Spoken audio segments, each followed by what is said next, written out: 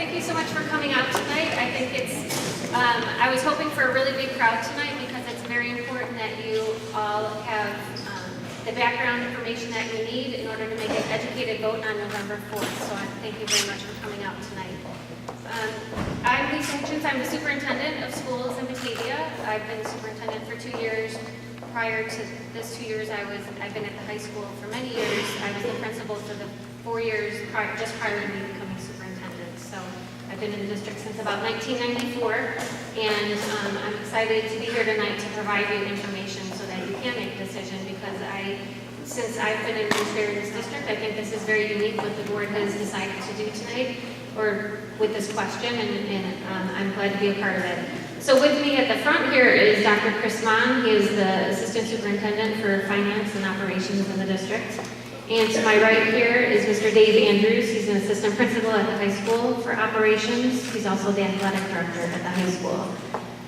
There are some other staff members that I do want to introduce just so you can put a face with a name, because they'll be collecting your question cards, but also I know some of you have been communicating with them. So right there, Sue Lane, stop here first. So she's our communications manager for the district. So I know she's been answering a lot of your emails, and she's been putting questions together, all of the documents that you see on our website. So thank you to Sue for doing that for us. And so there's your face with the name that many of you know. Mrs. Joanne Smith over there at that table. They're going to be collecting your questions. So she's the principal of the high school, and she's sitting next to Dr. Brad Kirk, who's the chief academic officer for the district. There's 2 more senior managers back there that are going to be collecting your questions. They're going to be walking around picking up your cards. Mr. Steve Pierce, assistant superintendent for human resources. Tony Lacey, chief information officer of the district. There's a couple middle school staff members right there, Josh and Rob. I think that's most of the staff members. I know we have some representatives from White & Company to answer some of your more technical questions. Engineer Byron Wines is here. I know one of the questions that was submitted, I know that we're going to look at him to answer that one. So enough with the introductions. I would like to say that the purpose of tonight's meeting is to provide you background information about an alternate revenue bond question that was put on the November 4th ballot. We want to provide information that led the board to put this question on the ballot, so provide some background information. We're going to give you specific details about the question and about the projects that would be funded if you vote yes on that ballot question. And then also the purpose of tonight is to answer some questions that have arisen. Our presentation will be a little bit longer because we do know that we want to provide you enough details for you to make a decision. But there is a short version of it that we also filmed, BATV. We appreciate them helping us get out some information. We're not here to tell you to vote yes or to vote no. Our job is to make sure you have enough information as possible. So we're trying to communicate in different ways. I know Sue has put together quite a few handouts that are posted on the website. The BATV clip that was filmed is about, I think it's about 6 or 7 minutes long, and it's a little bit more broad. Tonight we'll go into a little bit more detail, but if you have neighbors or people in the community that weren't able to come out tonight, this video will also be posted, or you could ask them, just show them where that other video is posted on our website. It's shorter, more concise, 6 minutes. Again, our job isn't to tell you vote yes or vote no. As a matter of fact, we can't do that. We can't have you guys handing out literature advocating for your side. We're remaining neutral on the position, but our job is to make sure that everyone in this room has enough information so that they can form an opinion and vote. So by the end of the night, hopefully we will have done that. We will have provided you with enough information so that you can make an informed decision. If you don't have all of your questions answered by the end of the night, you can still submit them, and we would still get back to you, because that's our #1 priority, to make sure you have the information so that you can go out and be heard through your vote. Tonight is not a board meeting. The board is not making any decisions. They already made a decision to put this question on the ballot. They have no more decisions to make. The decision is yours, which is why I'm so glad to see you here, so that you can be informed and you can tell the board whether you agree with the funding option that they've put on the ballot or you didn't. So tonight's about funding of the projects, and that's the question that they want you to chime in. So the structure of tonight, we'll start, like I said, with a presentation. You're going to hear from both of these gentlemen. Dr. Mon will discuss some details about the referendum question and the financing and the debt structure and some of the projects. Like I said, the board already voted to put this question on the ballot, and it really is a funding question. They have already adopted this vision of facilities at the high school. The vision that you see right here, that was a couple years in the making. They did vote and they said, yes, this is the future of the Batavia High School campus. We invited Dave anyway, even though we're not here to debate the vision that you see there, but it is important for you to make your decision on the financing, whether or not you understand the vision of the high school campus. So that's why Dave is here and he'll be talking about that. So after we are done presenting, what we'll do is we'll go and answer your questions. So we had so far about 35 questions. Oh, Pat Brown, I forgot to introduce Pat Brown as well. I know I forgot someone. He is our Director of Operations, Director of Buildings and Grounds. So we might call on him to answer a few of the technical questions as well. So after we're done presenting, what we'll do is we'll take those 35 questions or so that were submitted ahead of time, and we're going to answer those. And that was a really efficient way for us to do this because there were many questions that were repeated, so we were able to group them together. We have questions. I'll tell you about some of them right now, just so that you don't feel the need to write them out. At the end of the presentation, we'll be answering lots of questions directed at Chris for finances and the debt structure. We have questions about Senate Bill 16. We have questions about the safety of synthetic turf. We have questions about water runoff, which is why Byron's here. We have questions about the athletics facilities and the facility usage, which Dave will address those questions. So if you do have additional questions that I didn't just mention that we're going to be addressing, or if something comes up throughout the night, hold up your card, and we're going to have people that come and pick up that card, and they'll make sure that it's not already on our list. And if it's not, we'll try to get to it. If we're not able to get to your question, then make sure you put your contact information on the card so that we can call you, or however you want to be contacted. We can email you or call you with that answer, because like I said, it's very important that people get all their questions answered, because our job isn't to tell you to vote yes or no, but it's to make sure that we answer your questions. So that's the most important thing that you'll get out of it tonight.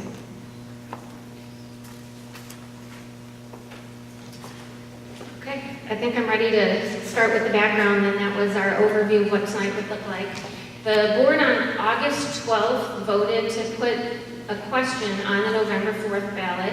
They wanted to put the question on a ballot that they knew a lot of stakeholders would be going out to vote because it is a gubernatorial election. They decided, the majority of the board said, let's go ahead and put it on that so we can hear from the most members of our community about this financing option. So the board posed the advisory question to ask for your guidance and direction about the funding of some capital projects throughout the district. So we have many capital projects that require our attention at this time, and they want to know how you would like to fund those. Would you like them to complete those projects piecemeal over the next decade or two, or would you like them to issue debt, get the front load the projects in a more timely manner? And so you'll hear more about that from Chris in a minute. An overview of some of the projects. I did say that before I came to central office as the superintendent, I spent most of my days at the high school, including during the 2009-11 construction is when I was an assistant principal. And I do want to provide a little background about the history of the high school. So on this campus where we are right now, the high school was originally constructed in the 1960s. There were about 600 students in the building. We have a 46-acre campus, 600 students, 46 acres, and the building was about 220,000 square feet. 2014, we have 2,000 students. We have a 525,000 square foot building, same 46-acre campus. So we've tripled our student body, 2.5 times the building, and on the same footprint campus. So this has negatively impacted the outdoor facilities at the high school. And I know one of the questions that someone submitted in advance, I'll answer it right now, was why didn't we address this in 2011? And I think in 2011, there were many people that saw this coming. When you look at the 46-acre footprint of the building, of the campus, we infringed on the outdoor facilities for a very important reason, because we needed the space for our curricular classes and the auditorium in the field house. Currently, football, marching band, color guard, soccer, lacrosse, they all practice on a rectangular field.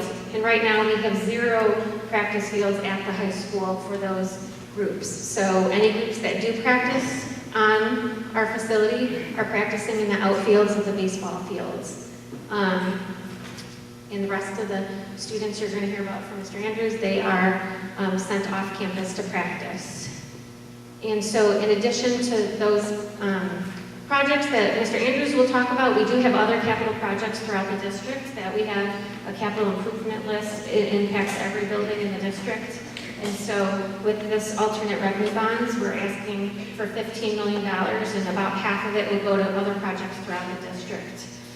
Some of our buildings need updated maintenance, energy efficient measures, electrical service, safety features.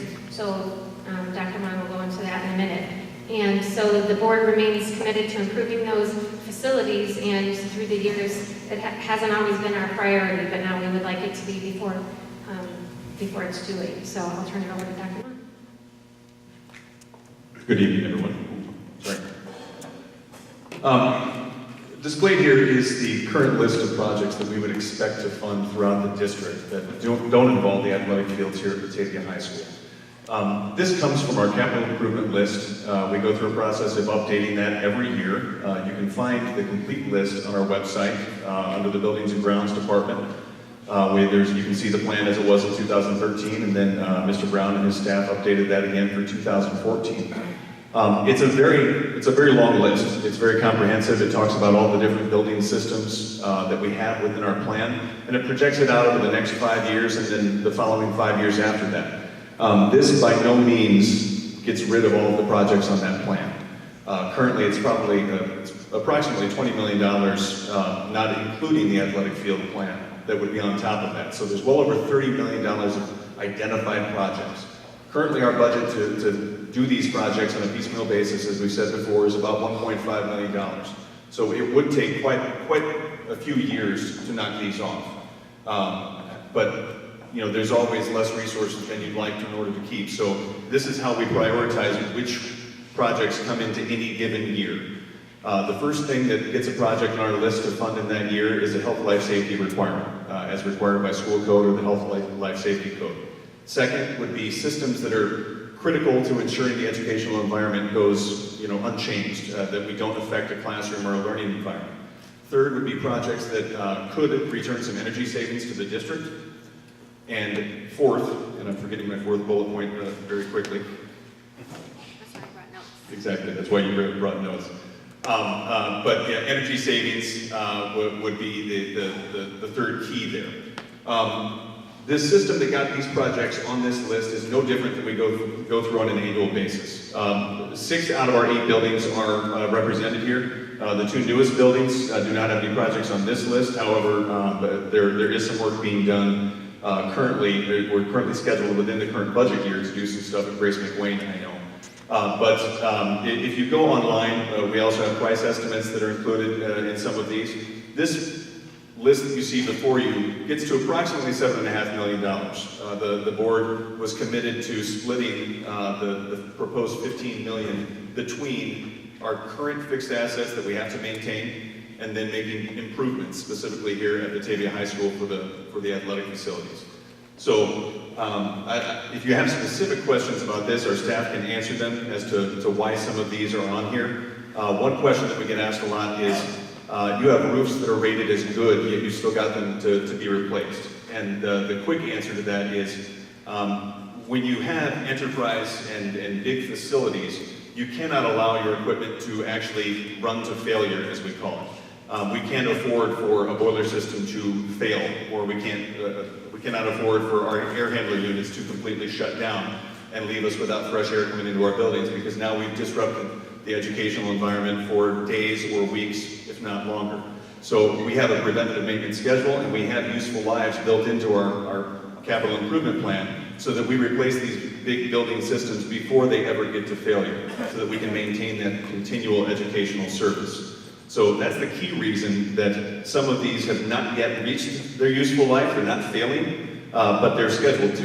They're scheduled to be replaced because it's just time. So that's a basic overview of the district-wide capital improvements. Again, the complete list is much longer. These are just the projects that we plan right now to fit into the $7.5 million allocated to our current assets. This is a sample list, though, because unforeseen circumstances could change, and in the spring we could have pipes burst or something that moves another project up on the list. So what we wanted you to be able to share with you is how a project gets on our list and what factors go into prioritizing those onto this list as opposed to wait for the next available funds. I believe the next item we're going to talk about are the specific facility improvements here at Batavia High School. Mr. Dave Anders, the Assistant Principal and Athletic Director. Thanks. Just so I can show everybody kind of where we're at, what Dr. Hitchens mentioned before is this is the field house and the Fine Arts Center, as well as the music wing that came on board during the last renovation. And right along this area is where our practice fields used to be prior to that build-out. And I'd like to even go back farther in Dr. Hitchens' presentation when she said building was built in the 60s on 46 acres. That was also pre-Title IX as well, so that was before the integration of female sports. So we've also doubled our sport offerings as well. And so, again, we've expanded our offerings, but have shrunk what the actual footprint is where we can offer practice and competition fields. So currently, our football team is practicing right here, and this is our varsity baseball field right there. I always like to show the visual, because a lot of times I don't think people really understand where we're practicing, what space we're using. People drive by, but they're not really comprehending what the whole full picture is of all of our athletic programs. And so that's the varsity outfield. You can almost even see on there where the lines are and the wear and tear of the new sod there. And then this is the outfield right here of our lower level baseball field, which is also our auxiliary field, which again, where football practice and games take place. So every day we have practice on there of all of our football players. And then in the spring, you come back out for baseball practice. And so the use on those particular areas is becoming detrimental to the safety of our athletes. So obviously, if you go out there tonight, you can see not very good things because it's raining, but even without the rain, the terrain is becoming rough and rugged and what have you. So with that, kind of our half, I guess you could say, the $7.5 million to athletic facilities would include right here the new softball fields. Right now it's currently crushed limestone infield for softball people out there. It's a very usable surface, but not very player-friendly surface. It's rough, and it does cause, some issues with sliding and abrasive and stuff like that. And so the desire of our softball community is to go to a traditional dirt clay mix infield. We're also going to build dugouts on this field here, install a new scoreboard. Most importantly, though, we're going to upgrade all the backstops and safety fencing around this facility here, the softball facilities. If you've ever been out to a softball game when there's 2 softball games and 2 baseball games going on at the same time, it is very hazardous. It is an unsafe condition, not only for the players, but also for the spectators. We'll also upgrade the fencing and the safety netting around our lower level baseball field right here, and also install new concrete pads for player benches. Again, it's a safety issue, not only for the players, but also for the spectators. Our booster club, along with other private donations, have done this already on the varsity baseball field. Again, just to show that we are searching out outside revenue sources to get smaller, more manageable projects completed. If you've been out to the varsity baseball field, you'll see a very nice 30-foot high safety netting.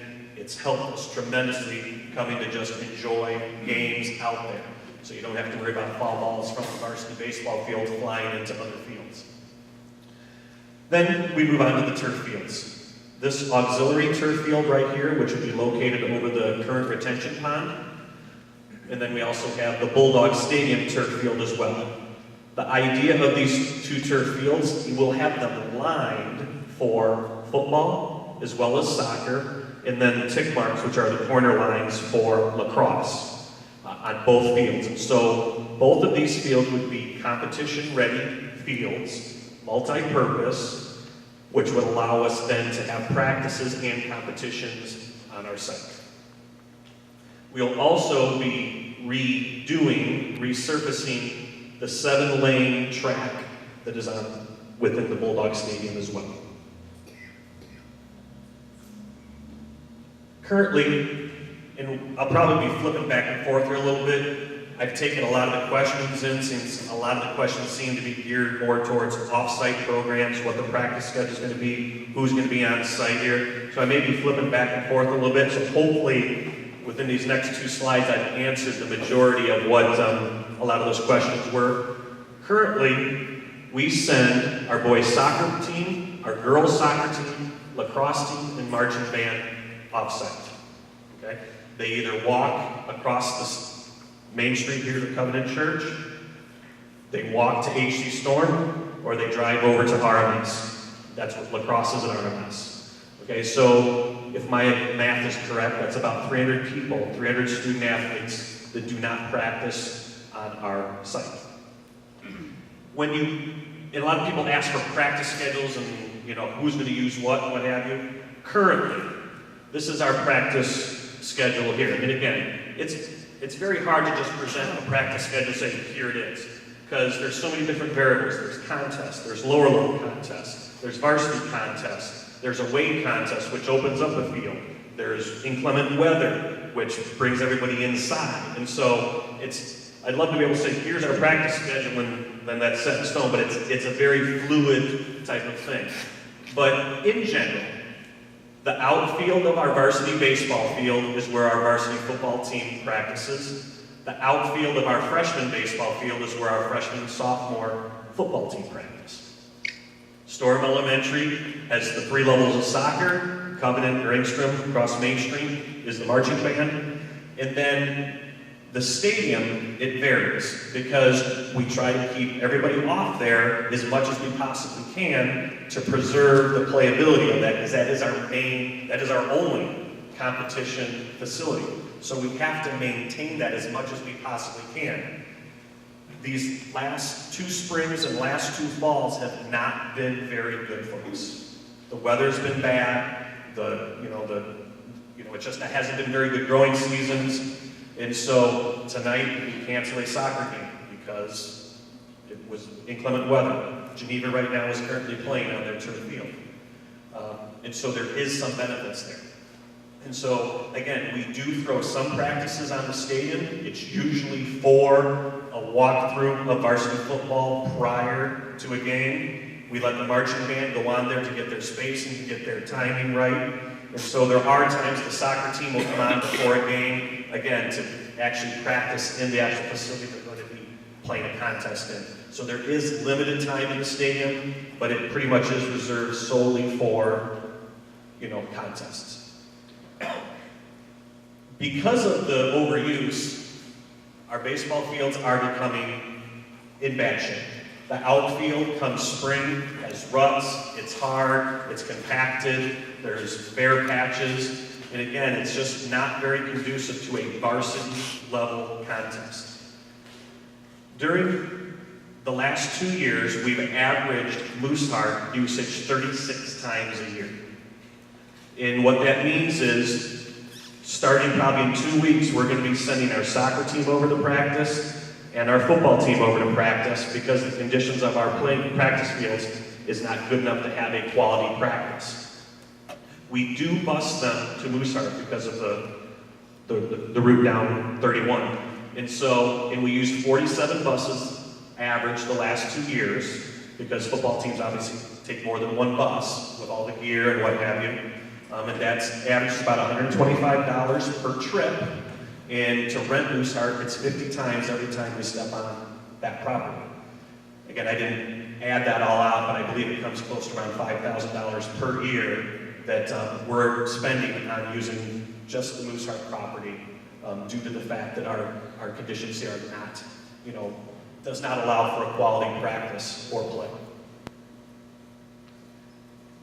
And what I've tried to do also is simulate a practice schedule with 2 turf fields to kind of demonstrate how the rotation would be and how it would benefit our student athletes. The freshman baseball field would remain a practice field, but in a limited capacity. So we would have a rotation of marching band, football, and soccer in 2 time slots, 3 to 5 and 5 to 7. Then the turf fields, the stadium and the auxiliary field, can now be used for full-time practices, unless there's a competition on there.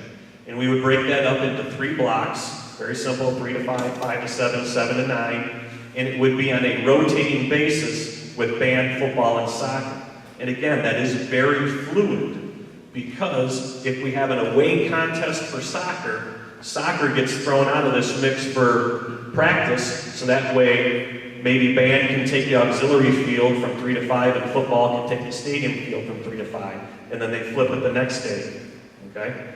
Or if football's away, if the lower level football team is away, on Thursday night they're going to Geneva, okay? That takes freshman football off of this mix, so it will condense the practice times, where you're probably looking at 2 sections of 3 to 5 and 5 to 7. Again, it's a very fluid schedule, but this would be the basis of how we would rotate, bringing all of our athletes back onto our property. You'll see we're trying to preserve our varsity baseball field, so we'll have very limited use, if at any. I mean, it'll still be a green space, so if for whatever reason we have everybody here, we're running out of space, we can flow over to that, but that would be a very last resort and something that we would not recommend. We would no longer have to use storm. We would no longer have to use an off-site for our marching band. I think I've covered pretty much all the notes in here. But again, it's a lot of times would be, based on the contest that we have at home of how we would be able to rotate through, these practice, the practice times. But with lights on both fields, with a very nice turf condition on both fields, it allows for our flexibility to bring all of our athletes or student athletes or our marching band members back onto our property. I tried to make sure I answered most of those questions within here, but if not, obviously we're going to have time for questions at the end. So back to Dr. Mon.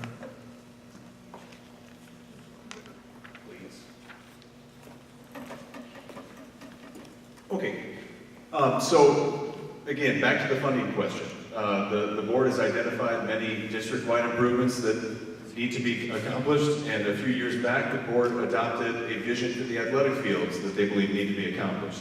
So the essential question always is, how do we pay for all of these? What funding mechanisms are there? We currently budget $1.5 million, as I said before, and that's the placeholder that we have in our projections going forward. If we just do the $1.5 million, obviously it's going to take over 20 years to complete everything that we've already identified. So the board, directed the administration to present them with options for how to fund some of the improvements now. And that goes back to, I believe, February of this year. We started having the conversation, and we talked about funding them through private donations or through private sources. And we started engaging in talks with the Batavia boosters, and there was mutual interest in coming to some agreement. But then we were advised by legal counsel that we shouldn't enter into a legal contract with a parent support group because it would be unenforceable. It's good in theory, but you would never put yourself in the position of arguing with your parent support group if for some reason they did not have the ability to pay for that particular year. So we were advised against going the route of a legal contract for private donations.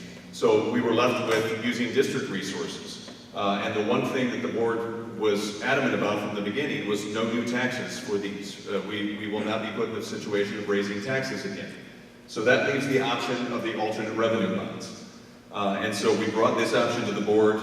We discussed it back in the spring, and then we pursued the private donations. When that fell through, we brought it back and said, we believe this is your viable option to present to the community. So what is an alternate revenue bond? A revenue bond is a form of debt that's secured and repaid from existing sources of revenue. In this case, property taxes already being collected in the operations and maintenance fund. If you do Google or if you do a search for alternate revenue bonds, you'll find enterprise bonds or double barrel bonds, or you get into some finance terms. And a lot of municipalities or other type of government agencies will issue these when they believe the projects are going to bring in new revenue that they then pledge for this. That's not what we're doing. We're not planning on any new revenue coming in to support this. We're saying the amount of taxes we're already collecting in that fund are sufficient from that 1.5 million that we're already allocating in the operations and maintenance fund. So the key that we want to make sure on the finances is revenue bonds do not raise taxes. In the case where a municipality pledges new revenue that falls short, then they are allowed to raise property taxes to make up the difference. We are already pledging our property taxes that are already being collected, so this will not raise any new additional taxes. Why 15 million is another question that we often get on this. And 15 million was when we were working with our financial consultants. It was the amount that would yield a level debt service payment on these bonds of 1.2 million, which we felt very comfortable allocating from the 1.5 that's currently in our budget. It would allow us to make stable payments over a 20-year bond issuance and still leave a little bit of dollars there to do the unforeseen improvements, like a pipe breaking in an elementary school or something that may pop up on an annual basis. So we can front load a lot of these projects and still leave ourselves some to do the district-wide improvements that weren't on that list. So the essential question that we are trying to get to in this referendum question is fund now or fund later. The projects have been identified, they're in our long-range plan, but we're receiving some feedback from the community that we'd like you to do more right now. We don't have the resources in our annual budget to do a great deal of these projects right now. So we are asking the community, would you like us to front load a lot of this? Would you like us to issue debt and borrow against the money you're already giving us and complete a lot of these now? That does come with interest cost. Obviously, anytime you issue debt, there is interest cost worked into it. At current market rates, I know we've used the number of $9 million of interest expense on this. Current market rates would actually have it closer to $7 million. We had a lot of cushion in that initial number. We're also working on possible debt structures that would front load some of the principal payments. So I've seen a scenario with an interest cost as low as $5 million, but that's still a big number. So we want to make sure you understand that this is not just $15 million of free money, there is an interest cost that goes with it. The current proposal, we can't give you a finite structure because obviously market conditions could change. We could see slightly different interest payments, or we could decide to front load or modify the structure possibly. But currently it looks like interest expense could range between $5 to $7 million based on current market conditions. If we do not fund it now, the board will continue to fund these projects on an annual basis, mostly going with the health, life, safety. But if they ever decide to fund any of the athletic field improvements, they would fit it within the 1.5 million that they currently allocate, or they have the option any year to allocate more dollars towards capital improvements if they so choose. So the essential question is, would you like us to borrow against the money that we're already collecting and get these improvements done now? Or would you prefer the board not incur the interest expense and continue to fund these on an annual basis, knowing that it's probably going to take decades before we actually see fulfillment of this vision and plan? So those are the essentials, and that's the end of the prepared slides, but we did already receive a lot of questions submitted ahead of time, and I know I'm first on the list for questions. So did you have anything you wanted to say before we get to those, or you just want me to roll on? All right. So one of the first questions that was submitted to us was exactly how much money will be saved by installing artificial turf versus natural turf over the next 10 to 15 years. In our initial estimates, when we first started putting the athletic field plan, we thought we could save anywhere from $80,000 or so. We no longer make that claim. And over the last year, we've never presented that number. The source we got that from was relying on the elimination of a position, the elimination of a groundskeeper position that would allow them to recoup those dollars. That is not in our plan, so we do not foresee any savings on an operational basis from installing artificial turf. We see the benefit as the increased usability for the facility. We are going to get to that. There is that, sir. Thank you. The next one was if the bonds are issued for $15 million, once the bonds are paid off, how much interest? So I think I answered that. That came from Mrs. Knaut. We had another one that said we should do the entire project at the same time. Why not do it now? The key for that is that we can't afford to fit that into our operating budget. We could not afford to dedicate that much of these proposed bonds to the entire athletic facility because it would leave us without the dollars to do the district-wide improvements that are still coming to the end of their useful life. So that was our philosophy there. Mrs. Keppel submitted, how do you expect to pay for an estimated $32 million in capital projects through 2024? I think I've addressed that slightly, but we never have enough resources to do all the projects that we like, and even with our $1.5 million annual allocation, I don't know that we'd ever catch up to the total amount of projects, so that's why we do the prioritization and go through health, life, safety, and go through that process to select the projects that we fund on an annual basis. How do you fund the health, life, safety projects? Sir, you can submit your question in writing. We're going to continue with the submitted questions. Thank you.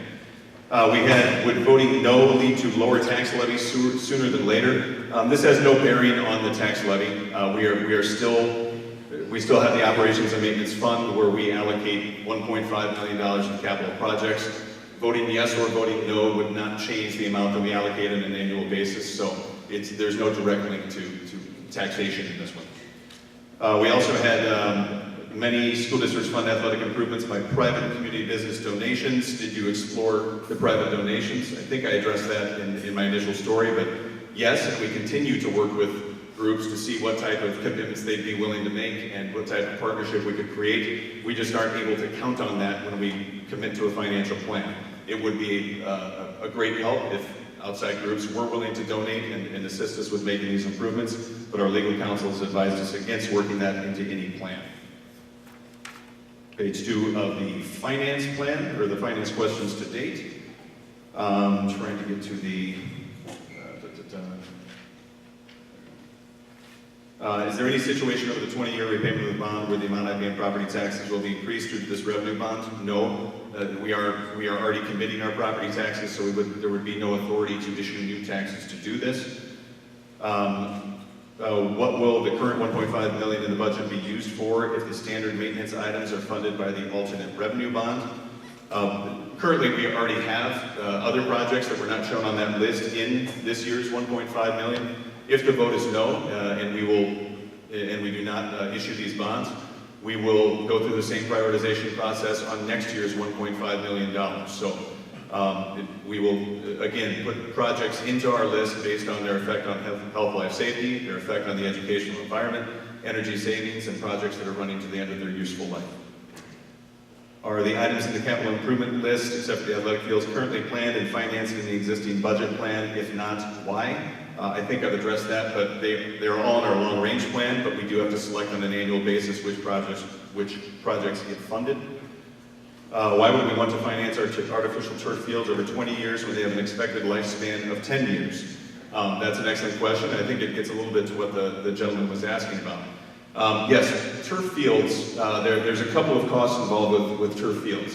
One is the initial installation cost, which is large. It's about $3 million, I believe, for Bulldog Stadium. I'm using estimates now. The actual figures are posted online. The installation of the second auxiliary turf field would be about $4.7 million. There's a lot that goes into the installation of that. However, after 10 or 12 years, or depending on usability, you do have to replace the carpet, essentially the turf itself. And that can run with a price tag of $400,000 to $500,000. If this is approved, those replacements obviously go into our capital improvement plan as life cycle improvements. We're actually working on one debt structure that would lower the payments in those years that we may have to replace the the carpet of the turf field so that we would have enough in our existing annual budget to cover the replacement of that carpet. If the community votes no on the ballot, will the school and board still pursue the athletic fields? And I think Dr. Hitchens addressed that early on, but yes, the athletic field plan is currently the vision of the board. So as funds become available, they may decide to put those into that annual budget, but it would be on an annual basis as resources become available, or if they decide to save in 1 year to fund a project, a larger project in a future year. So I know, I'm sure there were some other questions raising up, so I'm sure finance comes back in a few moments, but I'm going to switch the mic down to Mr. Andrews, who gets the next few questions, I believe. Yes, all right. Couple ones. Will there be an expansion of available seating at the football stadium? We were given $7.5 million to fit for the athletic facilities, while the other 7.5 went to the buildings of the district. And so we also were given the charge to bring as many students back to our facilities as we possibly can. And so we had to fit within the budget number, and so putting the turf field on the stadium and the turf field over the existing retention pond, as the numbers Dr. Mon obviously said, already pretty much added up to $7.5 million. What was not included in there was the bleacher expansion. And the reason we justified that is because we're going to be servicing, well over 300 to 400 student athletes on a daily basis with the 2 turf fields, compared to the 5 home games max, 4 or 5 home game max that the stadium fills up for the football games. Okay, so instead of the 5 days servicing people watching the football games compared to every day for student athletes, the student athletes went out on that one. However, what we are doing is exactly what we're doing with what we did with the baseball stadium, is we're working with the booster club, we're working with outside sources, to try to improve those stands, obviously for the spectator and the viewing, of the football games. So that is the goal. We have a season package in place through the booster club that is raising revenues geared towards athletic field upgrades, and so that process is already in place with an earmark on the stadium particularly for that. So within the bond, it would not be included, the stands would not be included. The majority of it would be the 2 turf fields.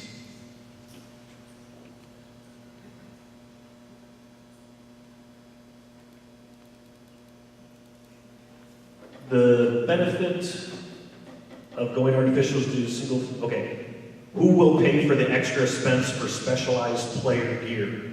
There is no specialized player gear for, participating in artificial turf services. The cleats that they would wear on grass is the same cleats that they would wear on that turf field. It's not the 1970s AstroTurf, where it was a concrete pad with, about a 1/2 inch, foam on it. It's not that turf. It's actually a fiber with embedded infill in there that you've heard so much about, which we'll get to that as well. It's a very soft, cushioned, plain surface, so there is nothing special is required for, for that. Regardless, athletes are playing on both fields, and so the usage, it doesn't matter what athlete you are or what team you're on, they would be using both fields. All right, looks like I got a bunch. Well, you can do those later. Okay. You can look at those. Okay. We'll get back to Dave. You guys gave him quite a few more questions, so I'll have him go through and see if he's already answered them. There's another question here that says that it seems that the largest expense for this current proposal is for the underground stormwater detention items, and it was redone at the high school edition in 2011, and now it has to be redone again. And I would say that the 2011 edition, when we completed that was the best decision at that time in order to get the classroom space that we needed and the auditorium that the community requested. And so what you are sitting in right now is an example of sometimes the district makes a decision and we go back and it's the best decision at the time and we do something different later. You guys are sitting on a flat cafeteria floor. In 1994, when I started the cafetorium, in the middle of the year, we opened up the addition. I was here on the original campus before there were any additions. 1994, the first edition, we had this beautiful cafetorium, which was a leveled surface. And we had right here where we're standing is where the stage was. And that was the best decision at the time, given the amount of money that the board could spend on the facilities at that time. And then in the next phase of expansions, we actually filled it in. And that was an expense that we incurred because that was the best decision at that time. So in 2011, we did put the retention there because it fit with what we were working with. Now you can see that we have, that caused us some problems with our outdoor athletic facilities, which is why we're recommending to build a turf field on top of that retention fund. The next group of questions, I think I got 4 questions about the safety of turf. So again, the board has already, we recommended it, the administration recommended it, and we looked at we looked at the NFL, we looked at other schools that are using artificial turf, and we looked at the research, and there is quite a bit of research out there about turf. And so 4 of the questions came to me about the safety of turf, so I'll address that. One of them talked about MRSA, but the other 3 are talking about the recent story on NBC. I'm not sure if you saw the news segment on NBC in which there was a soccer coach who had 2 players who unfortunately were stricken with cancer, and so she made a connection, she believed, to artificial turf. So it was an anecdotal story, and if you read the story, the text of it, if you read the articles that followed it, all of the articles do say that all of the research that's out there, there's about at least 60 credible research studies that have been done on artificial turf, and there is no conclusion there's nothing out there that says that turf is more dangerous than the natural surface, and there's 0 evidence that show a linkage between the artificial turf and cancer. Obviously, we take the safety of our students very seriously, and those stories are concerning, but right now, we have to go with the research that's out there, and right now, what's out there are research studies that do not draw those conclusions between artificial turf and cancer. And if you go back and look at the NBC article, or if you watch the video, they say that in their video as well, that the preponderance of evidence is that the turf is safe. There's no research that shows negative health effects. These are things that are in that article. I know it's very concerning and very sad for those athletes, and if there was research that made that connection, we would as administration not be recommending this, but there isn't any research out there that shows that. And I don't know if you wanted to chime in on that as well. Oh, I was just going to. Oh no, about that topic. Anything else on that one particular topic? So based on the research that's out there, we made this recommendation. And of course, student safety is our priority. I know Sue Getterline did put together some handouts that outline some of the research, and really would direct you to a good site called the Synthetic Turf Council site that does a nice job of showing you all the research and linking you to those actual research reports. Senate Bill 16. I had, 3 questions about Senate Bill 16. So I'll give you a little background on Senate Bill 16. There is a school funding bill that's out there to address some of the inequities in the districts around the state. And so there are the state funding model currently calls for a specific funding level for every student in the state. And the state has actually been funding, they tell us that they owe us this much money based on that funding formula, and they've been prorating that for about 3 years, I would say, about 3 years. So they are only giving us 89% of the amount of money that they've calculated according to that formula. So districts that rely very heavily on state funding, and we are not one of them, about 10% of our revenues come from the state. But if you're a district where 50% of your revenues come from the state, and they've been prorating your payments, and they've only been giving you 89% of 50% of your budget, that has a huge impact, and the state has found itself with, there are pockets of inequities. So what Senate Bill 16 basically is doing is saying that we're not going to fund the schools adequately. What we're going to do is shift around where the money goes, not bringing in any additional revenue, but shifting revenue among the districts. And so Batavia, if this did pass, would be one of the loser districts. They're called loser districts and winner districts because there's no new money, so some districts would lose money, others would gain money. So Chris and I have been very actively advocating for the stoppage of this bill. It has passed through the Senate. Our local senators, Oberweis and Senator McConaughey, have both already voted no to this because they know the detrimental effects. And the good news is every time we hear someone speak of this in the last month, they're saying that it is extremely unlikely that this bill will be called in the House in its current state. As a matter of fact, Representative Chaplavia, who has Aurora, she actually has a little bit of our district, she is the sponsor of the bill, and she said that she no longer supports this bill. She's the sponsor of the bill. She no longer supports it in its current state. She's been on record a couple of times saying that. So it's very unlikely that this bill would be called in its current format. So because it's so unlikely, we can't stop everything that we do as a district, putting our plans on hold indefinitely while this plays out because there's no indications that this bill will be called in its current form. And additionally, what if we or something like it does? So we're going to finish the, I will actually say that. So again, I think that goes back to we're not going to put our plans on hold for the what ifs at some point in the future, but it would be a game changer if they did find some funding formula in which we would not have our state funding. Again, less than 10% of our entire budget comes from the state because of our current EAV in our district.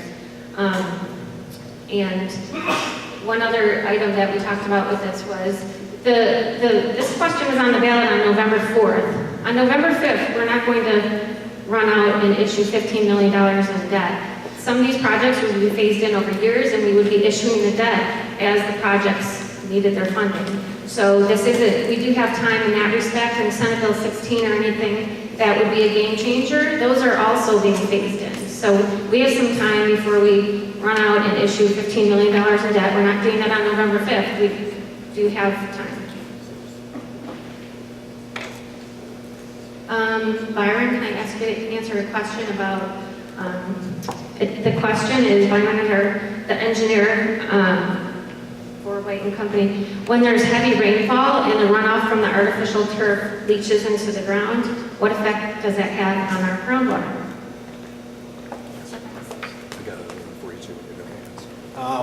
Regarding that, our focus in all our design is sustainable design, where we're trying to promote infiltration into the groundwater system.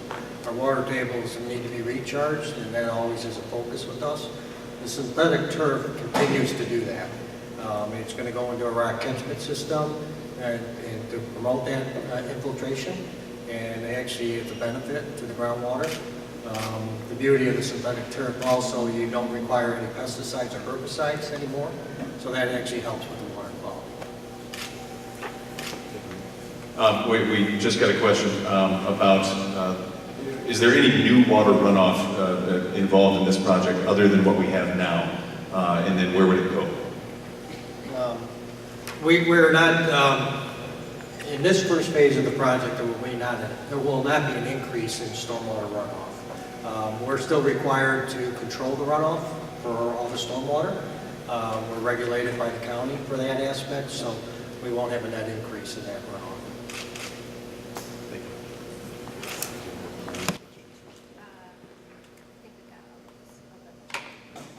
Okay, a couple more things back to athletics. A couple things addressing what Dr. Hitchens talked about with the health concerns of the turf.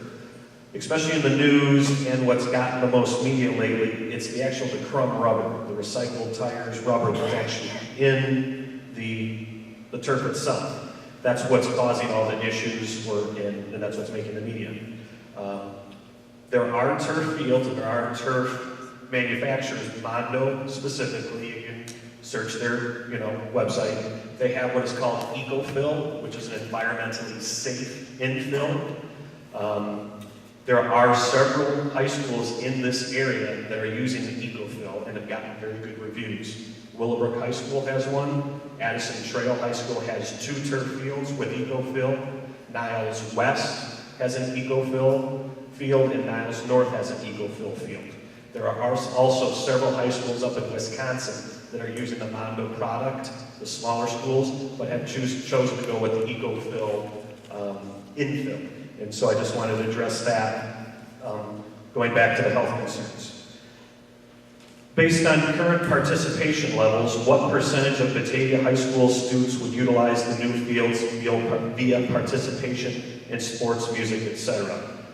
Well, you could say 100% of all of our student body would use that because of physical education classes.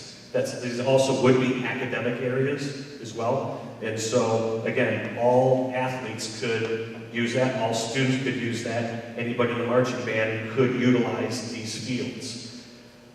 Baseball and softball and any spring sport, before the weather turns, to spring, they're cooped up inside their field house. And so, as soon as the snow melts, you can get out onto those turf fields and use them. There's nothing bad about that. And so you just bundle up and you do that. West Aurora High School that has artificial turf, their baseball team was outside practicing 2 weeks prior to our baseball team this past spring. Can you elaborate on what EcoFill is? You could go back to your previous list. I would recommend going to the Mondo website. You can't answer that? It's an ecologically friendly, infill. And I would go to the website to do that. If only the stadium was astroturfed, how would that impact the practice schedule? So no additional field. Well, obviously it would help. Anything would help. We would obviously have to build that into the schedule. One of the proposals that the board has was doing just the north half of our field, which would be the stadium, artificial turf, stands, and then the varsity baseball field. If we were to do that, that would definitely hinder our practice facilities, because if we're going to put a lot of money into that varsity outfield, we wouldn't then put football teams and soccer teams on it to practice. So that would kind of be taking a step back. So I mean, obviously, if we did just the stadium, obviously any turf field would help us. But if we upgraded any other grass areas around there, again, we'd be very limited in our practice areas. Pro football and baseball teams and stadiums are mostly going away from turf to grass due to injuries being more severe and/or frequent. Why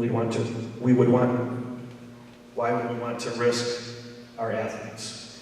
Like Dr. Hitchens said, there's no evidence that there are more injuries on artificial turf. Again, this isn't the AstroTurf of the 70s. This is current, technology being installed. There are several professional teams still currently playing on field turf or artificial turf. And so there is no significant data to say that there is more injuries on one surface than the other. But what I can tell you, with the condition of our fields, the way they're at right now, especially in late October, after all the teams have played on it and practiced on it, those are unsafe fields, just due to the lack of grass and ruts and holes. How many schools in the nation are removing or banning turf fields? Yeah, I do not know that. I have not heard of a school removing a turf field. Once they're installed, I have not heard that they take away. Can you provide any districts that currently have 2 artificial turf fields? Addison Trail High School has 2 turf fields. Hinsdale South High School has 2 turf fields. Downers Grove North High School has 2 turf fields. I know the Niles District has multiple fields. The York Township High School has one on their property and one right next door in a park district that they funded equally.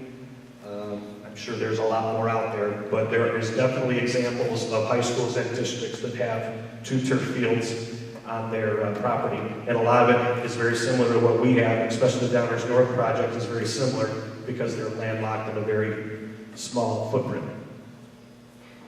With the new scheduling proposed that I showed up there, would my child be required to commit 3 p.m. to 9 p.m. to practice?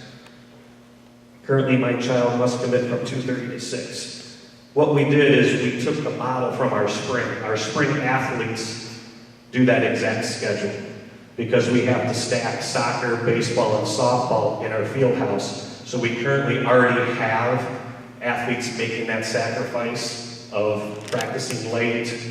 And I know there was a concern about academics. If they're practicing from 7 to 9, our school is out at 2:30, so they have from 2:30 to 7 to study for their classes. And actually, we've gotten very good reviews when our football team, when it got to those hot days, they went later in the night underneath the lights of the stadium. Our football players actually came back and said they enjoyed that because they got to go home, relax, decompress, do their homework, then go do the practice in the evening, then go to bed. And so it wouldn't be anything different for athletes. It would be a different mindset for the practice scheduling, but I think the benefits are definitely there of being on site and being able to practice in good conditions. If the referendum passes, will the school district continue to allow athletic boosters to charge for premium Friday night football parking and seating? That'd be more of a question for the booster club, since they do have open meetings first Wednesday of every month that you can go and ask them that. They do have long-range funding plans. They do have long-range goals to help our student athletes. And so I think that I have a feeling they'd be doing something as far as raising money because they do have goals. Remember, this is only $7.5 million of athletic upgrades. The initial long-range vision that we did 2 years ago, there was about $13 to $14 million of athletic upgrades that were proposed to be done. And so they still have lofty goals, and they do a very nice job for our student athletes. How many months out of the year are the fields used?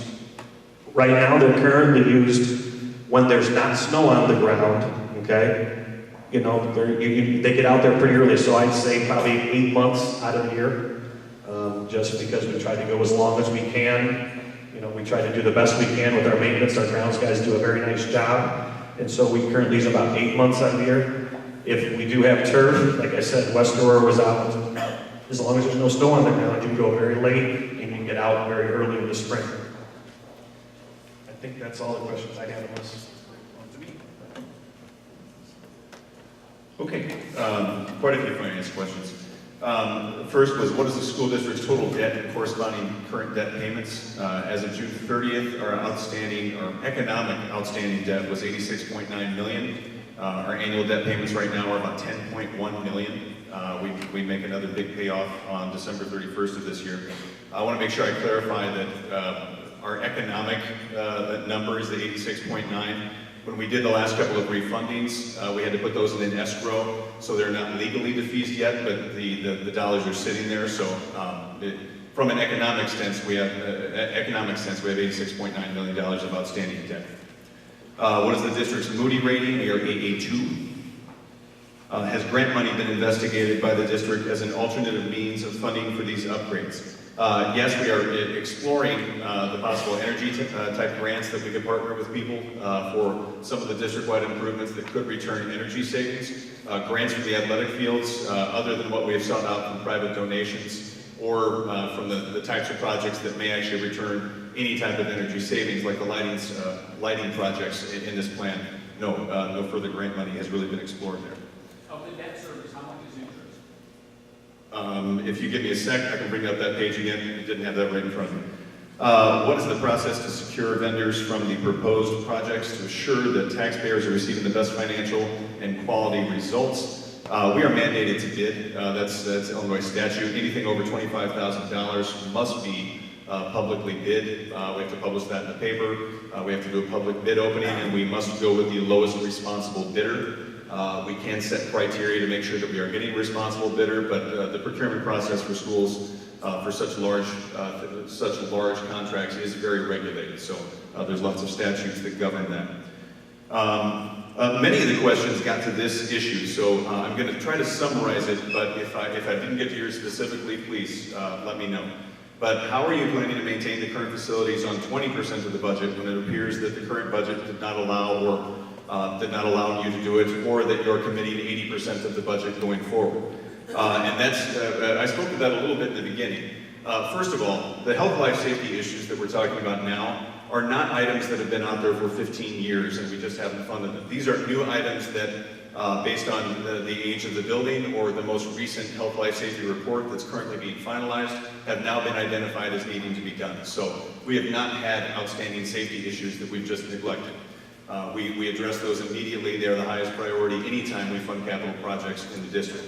The other side of that was, how are you going to fund the remaining projects with only 20% of your capital projects budget left to you? So as I tried to say in the beginning, there's never enough resources to do it all. It will be committing 20 or 80% of what we currently allocate for capital projects towards making these debt payments for the next 20 years. That doesn't mean that the board could not use any of the existing surplus in the budget this year. Currently, we project a surplus of $990,000 in this budget. Projections includes a surplus for a few more years. But then we also have the expansion of the Aurora Outlet Mall that we have a guaranteed EAV from them that should bring in new revenues. The board could decide to allocate those towards capital projects if needs arise that the remaining $300,000 wouldn't be able to account for in that given year. Or there's always the option of saving up over multiple years to fund a larger project. So we are not trying to say that we will be able to complete all of the rest of the projects based on what we're doing now. We're trying to acknowledge that up front. But the board always has the option to commit more of their dollars towards capital projects if they see the need arise. And we are only talking about 80% of the capital projects budget in the operations and maintenance fund. That fund is currently budgeted at $7.1 million between services, supplies, salaries, and benefits for our buildings and ground staff. So there are other dollars within that fund that we could repurpose towards an immediate capital project need.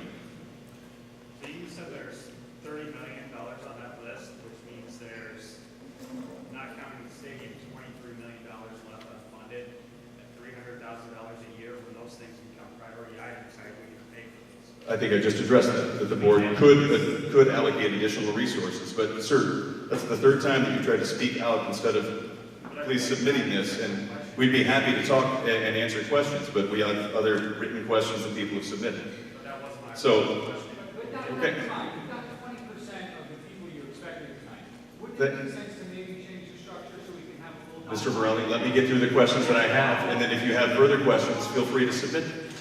How are emergency operations and maintenance projects going to be funded when 80%? We just discussed that. Is it anticipated that all building electrical and HVAC systems will not need to be replaced during the term of the bond? No, they are still on the plan as being projects that will get to the end of their useful life, and we will work them into our plan as the need arises. Are you proposing to turn the lights on the fields for 7 to 9 p.m. practices? If so, what is the operating cost for this? What budget does this come out of? Is it the reduced operating budget? It would come out of the operations and maintenance budget. Electricity is budgeted there. These would be rather high efficiency lights, so we do not actually believe that we would see a massive increased cost due to this. And again, we are looking for grant revenues to help offset that when we replace the existing stadium lights with higher efficiency lights. This one was about, can you use the outlet mall money? This said, yeah, I'll just read the whole thing. How can the current budget surplus of around $1 million, as well as the anticipated outlet mall expansion of around $1.8 million, be used toward capital improvement projects in order to fund them sooner without issuing debt? They certainly could. This proposal was to address this need immediately. The outlet mall dollars are not projected to truly come into the district for another 4 to 5 years. The expansion is currently taking place. It will take another 2 years for any of that to get assessed into the tax rolls. And then we did have an agreement where some of the immediate dollars would be rebated back to the mall to help pay for that improvement, knowing that we would get all the EAD going forward. So that's still quite a few years away, and if this vote is no, I'm sure the board will work that revenue into their plan for future projects. This was about reconciling the math on the remaining projects again. Can you explain why the practice turf field is so much more expensive than the Bulldog Stadium? It has to do with the amount of water that has to be contained underneath the existing lake out here. I'm not an engineer, but I believe it's 8 acres or 8 acre feet of water that need to be detained, which is a much different calculation than what Bulldog Stadium is. So it's the underground portion of this field and the regrading that goes along with it that makes that a much more expensive project. Won't you raise the levy for operations and maintenance when you need more money, and won't that cause an increase in taxes? The operations and maintenance levy is part of the limiting rate, or also known as the tax cap. So there could be a time when we need to increase the amount that we are devoting towards the operation and maintenance fund. It's currently at 61 cents. It has a statutory cap of 75 cents. So there is room for us to allocate more of the taxes to that, but it is still within the overall tax cap that binds us. So it would not result in any increase of taxes beyond what the statute currently allows for with that limiting rate. And then this one got back to that. I believe, oh, is this new? I think you already answered it. Okay. And that's all of my written questions.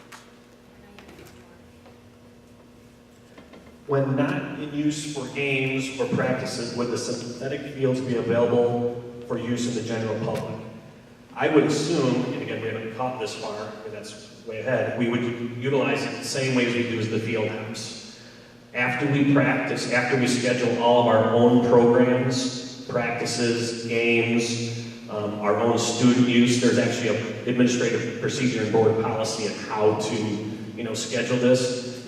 We would then go out to the community and open it up for community usage, such as the Park District programs, outside renters. I've talked to the lacrosse community. I mean, there's several different, lacrosse tournaments you can run in the summer, marching band competitions, 3v3 soccer. Again, the opportunities are limitless, to have people on these fields.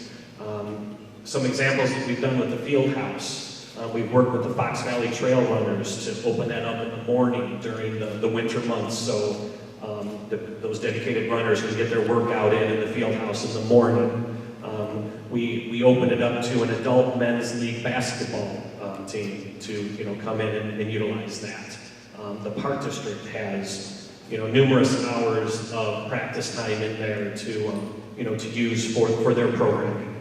We have an agreement with Batavia Youth Baseball to come and use it, again, a community, a Batavia community program. And so that's what we use with the field, that's what we currently do at the field house.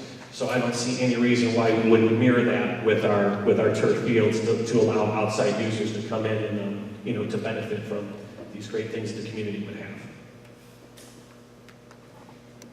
I think that we made an attempt to answer all the questions on the card. So what we would like to do next is, if we didn't answer your question correctly, we're going to we'll hang out here and you can come up and re-ask it, or maybe if you misinterpreted, come on up. Again, thank you so much for coming out, because our most important job is to answer your questions, and if we haven't done it, please come on up and we will answer those to the best of our ability. I know there was one that just came in at the last, it was talking about a lawsuit, and we don't really have any information on that, so that's something that we would put on get the facts document that Mrs. Gilderling keeps updating with questions. So we don't have an answer to that one tonight because we weren't aware of, it's not a local lawsuit. So we will continue to update that. We're going to post this video. I would ask that you talk to your neighbors, talk to your community members about this, and tell them how you're going to vote and why, because we can't tell you how to vote. We can answer your questions, and it's up to you now to go and make sure everybody's informed and And, you know, we can't do that on our campus. We can't have you advocating one way or another on the campus or putting up signs, but go back to your homes and your neighbors and talk to them about it so that everybody knows what they're voting for, because the board needs to know, what are you thinking? And this is, what a better way to do that than to go out on November 4th and tell them what you're thinking. So thank you for coming out tonight. We're going to hang out for your questions. Is it possible to have an organized With all question and due answer respect, system? could those who need to leave just leave what we have as Sure, you guys can- communication? Come on up. Agreed. You can I mean, meet. could we please ask the questions, because I'm curious to hear what the answers are to other people's questions. So Yep, could it we just asked be an them, open forum? We answered all the questions. Yes, that's what we're saying. Right, could we just have a, you know, if somebody wants to ask a question, that they just raise their hand and just Sure, ask? that's what we just said. So stay around and ask questions.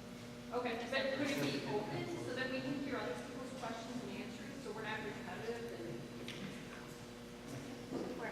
I think it's only fair that you stated earlier on that your face, that you recognize your face and your questions, and only the audience should be recognizing their face versus your voice repeating our questions, and let us have the same response and recognition that the panel does. Yeah. Just put our face and our voice and questions to the panel in front of our community.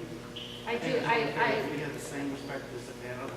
So it's really hard for us because we can't have, you know, people standing up here and telling, you know, we need you to vote yes because, we need you to vote no because we're here to answer questions in a neutral way. So we can't use this as an opportunity for you guys to hand out your literature one way or the other. No one's So we're doing trying that. to be neutral. So Have you seen anyone doing that? We're only We have mentioning the questions, asking the questions. We're not asking for persuasion. We're asking for face people with the Right, question. and- Just like the panel has respect with your face and your questions, with the people here with their face and their questions. They have the same respect. That's all. well, we're not going anywhere. So that's questions on up. Yes. So you said that the budget gap is filled by alternate means, and then you said that there's approximately, what, a 15% tax increase that you can raise for operations and maintenance budgets? What reason is there for the taxpayers to think that in 2 years you won't just exercise that legally required or additional legally allowed maintenance budget? And I want to be clear, I did not say that we can raise 15 taxes by 15%. There's a limiting rate that governs the education fund, the operations and maintenance, IMRF, Social Security, working cash. There's about 6 or 7 different levies that are all tax capped. We can only get so much more in tax dollars per year. The operations and maintenance fund is one of the levies within that. So if we were going to increase that, something else has to be lowered by the exact same amount. So there is no overall increase in taxes, as I said. I simply said we have room within our operations and maintenance levy that's currently at 61 cents. The statutory cap would allow us to only take it up to 75 cents, but to do that, we would have to lower the transportation levy or lower the education levy. So the net effect is zero. I never said that we would be raising taxes by 15%. I want to be clear about that. So what alternate sources of income do you have to make up the 80% reduction in operations? It would be repurposing things within our existing operations and maintenance fund, or lowering other budgets, or committing more of reserves, or committing more of our operating surplus. I'm not saying that the board was no new taxes on this entire process. So I don't know if I'm going to be able to answer the question the way you want it, because we're acknowledging that what we have left in the capital projects budget is only $300,000 a year, and there's no way that can complete all of the projects remaining. So we're going to have to expand this, or commit the additional revenues from the outlet mall, or talk about something down the road when some of the other big projects start to come due.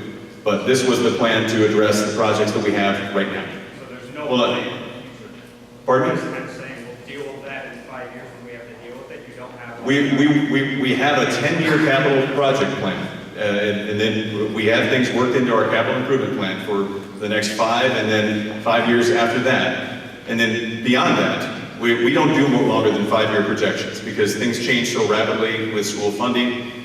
Sometimes they prorate state revenues, sometimes new legislation or federal mandates come in that change the way we do things. So we stop our projections at 5 years. So no, we have not planned out how we're going to be funding projects 20 years from now. So I do want to be cognizant that there were other hands that went up in the air. So Mr. Borelli, yours was the next hand I saw. I believe the board and the administration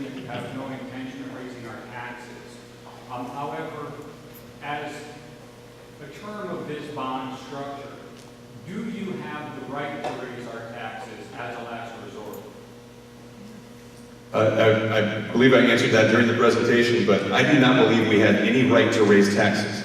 And that's the difference between some type of the enterprise bonds or the double barrel bonds, where they are pledging a new revenue, such as, like in our previous discussion, like the airport, if they were able to raise new revenues and those revenues did not come in. We are pledging the property taxes that we are already collecting. So it would have to be, it's impossible for us to not have the ability to allocate the property taxes that you're already giving us to go towards this debt. So I do not believe that there is any legal way that our board would ever be able to raise new taxes to pay off these bonds. That is unlike how my bond desk at Morgan Stanley understands these bonds to work. And it's also unlike how it was reported in the Daily Herald after you introduced these bonds. So have You said that to me before, and I'm still saying, I know of no legal way that our board could ever raise taxes to pay off these bonds, because we're already pledging our taxes to pay off these bonds. Oh, no, it's our taxes, it's not your Thank you. taxes. Mrs. Knopf. Mrs. Knopf. So I read on a website that SB 16, as it currently is written, would cost Batavia School District $4 million in revenue. Does BPS have a different figure or range that is calculated, or? The state, the latest model that they said would be the 3.9 million, and again, in its current form, the person who wrote the bill, or put that bill out there, Batavia, is saying she does not support it in its current form, so $3.9 million was the amount that the state had calculated. They're recalculating, last I heard. Based on 2012 data. Right, they were going to recalculate it for 2013, we haven't seen that yet.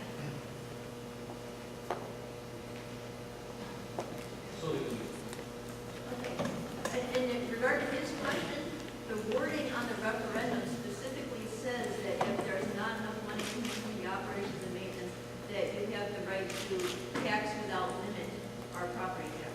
So just so you know that that's the wording on the referendum. It came from legal counsel. I understand the wording of the bill. Okay, now my question is, like regarding to this question, you had mentioned that 61 cents is your current rate for the operation and maintenance, and you could go up to 75 cents for a cap. So right now we're at 81%. For my calculations here, that means right now if we're at a limit of $1.5 million, then we could go up to 1.85 million. That's only $350,000 more. Now, the question for you is, you talked about taking money from the outlet mall to come. If that's about 1.8 million, isn't there don't you have to divide that amongst all of the different funds according to this percentage breakdown?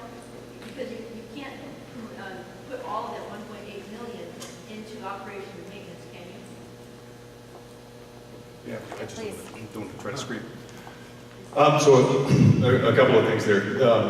So again, the operations and maintenance levy right now is 61 cents. And like I said before, it could go up to 75 cents.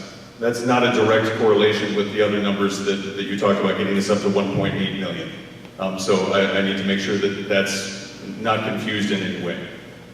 It would be 75 cents of our entire property value within the district. So it could be a lot more. We could attribute that entire increase to capital projects, not evenly disperse it throughout the fund, as I think your calculations assume.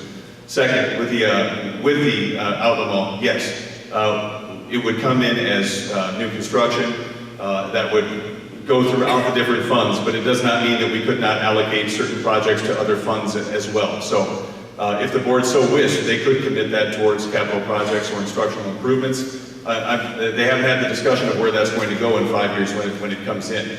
But could they increase capital projects as a result of the new income from the outlet mall? Yes, they could. So you could put all of that money into operation and maintenance and nothing into education? I didn't say that they could put it all in operations and maintenance. I said that they could commit it towards capital projects.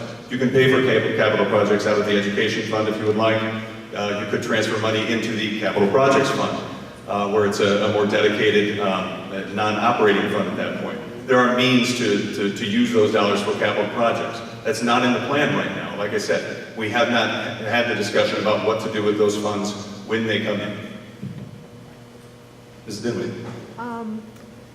The reason I believe that the referendum question says that if you don't have enough money, that the taxes can be raised to pay for that, is because bond and bond interest on all bonds, regardless of what they are for the school district, are not subject to the tax cap. So you would be forced to raise taxes to pay for the bonds and bond interest. I need to correct that because this is, if you do general obligation bonds, they are secured by a new and direct tax, which gets paid out of the bond and interest fund. Revenue bonds are not like that. They do not get any new and direct tax upon the community. They are paid with some type of identified revenue source. And like I said before, in many cases, people pledge some new revenue that they are banking on coming in as a result of the improvements that they're going to be made. That's not what we're doing. We're pledging the existing property tax revenues, which is why I claim again, we would have no ability to further increase property tax revenues. It would assume that all of our existing property tax revenues went away, which is not possible. So. Raise the levy. That's what you do. Yes, ma'am. Just to add on to that for my own clarity. So, right now we have 1.2 that would be paying off Ben's loan. Yes. We have 1.5 in the budget. So, if we had to incur additional capital expenses, we could, what I'm hearing, and that's why I want you to correct me, is that we could move money around. So let's say we had 300,000 in expenses, but we needed 500. We could somehow get that extra 200,000. Well, that 200,000 has to come from another area of the budget, correct? Yes, it does. So, or it would come from an operating surplus or existing reserves. right. But could that not, at some point, cause a deficit in another area of the budget that then we would need to go after taxes in order to fill that deficit? I think that's kind of what the question is here is, yes, you're right, for this particular thing, you can't raise taxes to pay for it. But if you had to shuffle money around, could we not get higher taxes because of that shuffling? If we were to allocate another area of the budget, it wouldn't necessarily be causing a deficit in another area of the budget. We would be simply saying, okay, we're not going to fund that this year because we're going to allocate the dollars over here. That doesn't mean we would have an operating deficit within our total budget. So to me, those two are unrelated because we're talking about $1.2 million out of a $75 million budget. So there's lots of areas that if capital projects became the priority for that year, that we could look to see other areas to either reduce, or like I said, the board could just commit some of their existing reserves to fund that project.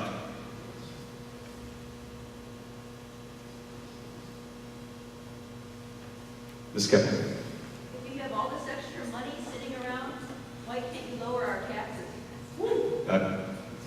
Ma'am, I don't know. We have an operating surplus this year of $990,000, so we talked about that. And the board has talked about, tax abatements as a possibility for something to do with that surplus. So I've heard you talk to the board about that before, and I would expect that you'll have that conversation again. But yes, the board has discussed, tax abatements.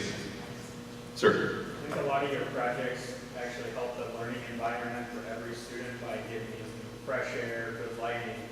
It seems like this doesn't really help any academic performance. So what is the justification of spending $7 million that doesn't really improve the academic performance of the state high school? I was going to say, who wants that one? You can start. I have an answer too. We pride ourselves, obviously, in high academics here at Batavia High School. I don't think there's a question there.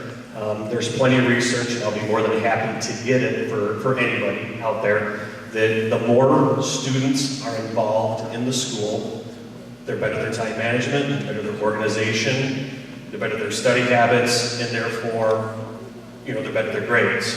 Our student athletes, if you look at that, and again, we can pull the data, our student athletes have a higher GPA than any any student that's not involved in any activity. So that could be any extracurricular or athletic. So the more opportunities that you give our students to participate outside of the school, okay, the better whole person that they become, okay? Again, there's enough research out there that says kids that are highly involved have better grades. So in turn, you could consider this an academic, improvement as well. So there's plenty of options out there to show that this is good for our students, not only on the athletic field, but also in the classroom. So what you're saying is the way that it's currently structured, the kids don't have as much opportunity as it's going to be because it's going to be done? There's going to be more opportunities for the kids because there's artificial turf? Sure. So there's going to be more teams, more kids are going to get to participate? Absolutely. Lacrosse will come on board, fully sponsored. How many kids are participating in lacrosse? 50, and then girls. But they're participating in it now, correct? Correct. So that's not new. That's not bringing more kids. But we would, That's outside. it's an outside club. We would bring it on fully funded here in the school. Then that would lead to a girls lacrosse team, which we've already had, requests to fund out there as well. We've also had other athletics that is not, currently supported by, our school district, have also shown interest to come on board here at the high school as well. Again, those are all outside sports that would definitely utilize, those turf fields. Well, you said that you still have to fund them, so what's preventing you from funding them right now? Statement. You said if the turf fields have that, you could make lacrosse a school-sponsored sport, if it's a club now. What's preventing you from doing that right now besides the field? Why can't it be a school-sponsored sport and use a remote field? Well, they're a hybrid right now. That's what they are doing. Okay? We have a club that's closely tied to the school. They're practicing over at Rotolo. The IHSA has not supported them fully as a high school sport yet. They don't run a state series. And so once that happens, then we will put the wheels in motion to bring them on fully functional as a school-sponsored sport. So it's not a product of the field, it's a product of the state. Sure. I'm on the lacrosse board. So, St. Charles is sponsoring their and supporting their athletes in lacrosse. It does lower the price for the student participating in that sport. Lowering the price is going to increase the participation. We run 2 teams right now. We could run 3. Excuse me? Why is the field a requirement for sponsorship for the school? Why can't the school just sponsor you guys right now? Why do they need to do turf field? Well, I would say one thing is a lot of it has to do with safety, right? All of our kids, we don't take buses because we're a club, and we are going over to Rotolo, right? And I think a lot of the other clubs are traveling. It's a safety issue. So we're talking about what? You grand for a bus instead of $600,000 a year for the turf field? Is that really what the safety issue is? I think that's a pretty easy decision for it, right? But do you really want your athletes to be participating off your high school? They've done that for years here at the high school. This isn't something new. My daughter was in gymnastics and she had to practice at the park. So this isn't something new. I'm trying to correct that problem after years of problem. Yeah, go ahead. On a safety issue, we haven't heard a dollar value of what we're going to save by keeping the kids here. We came from Lake in the Hills, and kids used to be able to ride their bikes to school. A school bus driver ran over a kid, and no kid is allowed to ride their bike to school. I think there's a big cost here that I haven't heard, and I think it would help the situation. Sending kids off of this campus, whether they drive, whether they bus, that's a huge liability. I would also say if you've driven on Main Street, anytime between the hours of 2:45 and 5 o'clock, you're going to see marching band students. People believe that we planned it. We did not plan that. Every day you will see people taking thousands of dollars worth of instruments across the street, the kids walking, and it really isn't safe. If you're at that intersection, you see how frustrated people are by having to wait for children to get to their activity, and it is a concern of mine. First of all, wouldn't a bridge be cheaper? Put a pedestrian bridge across the main street? And second of all, what part does the park district and other people outside the school, how much have they cost us in the destruction of the fields currently? Park District is not on our fields at all, on the high school grounds. Park District, because they can't. Right, we don't have the facilities to be able to use to allow outside groups to use our facilities, our outdoor facilities. I can't think of any, and they try, but we have to turn them away.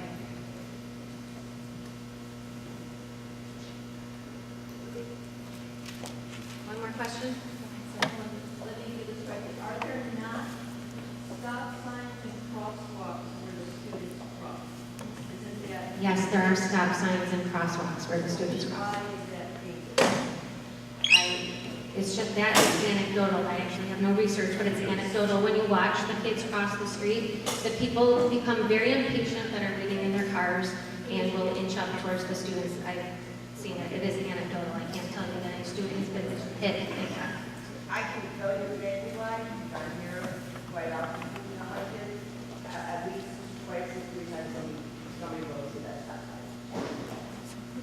We have had accidents out there that is true of people not stopping at the stop sign. They used the flash. I wonder if we could get that in the back, because they did use the flash. Well, not cheaper, I'm just saying safety in general. Yeah, safety in People general. forget to where we stop and shit don't used to be. Right. And the people on Main Street just go flying through, people that are making a left from Millview, I mean, or even, they don't see them, and there's been accidents, and I'm afraid kids are gonna be there and they forget. That's a good follow-up. We should look into the lights on the stop signs. You guys have started your own conversation, so we're gonna let that keep happening. We're still here to answer your questions, so come on up.